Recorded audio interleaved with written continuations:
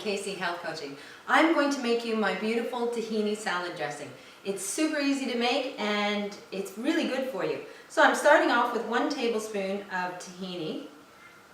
And tahini is actually really high in calcium. It's also a little known fact that it's got more protein than most nuts, so very, very good for people who eat a lot of raw food. Now, the next thing I'm going to do is I'm going to use 1/2 a teaspoon of vinegar. Now, it's a lot harder to take vinegar out once you've added it. So if you like more vinegar, start off with 1/2 a teaspoon of vinegar and then, or a little bit more, and then add more vinegar as to taste, because I love a lot of vinegar, but not everyone does. Finish it off with a little pinch of salt, and then we're just going to mix it up. Now, tahini, if you've got your tahini in the fridge, it's actually quite difficult to mix it.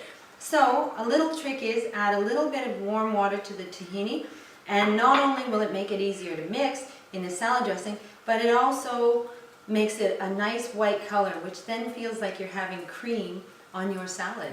So the taste is beautiful, it's got a nice creamy consistency, and it's good for you. So who could ask for more?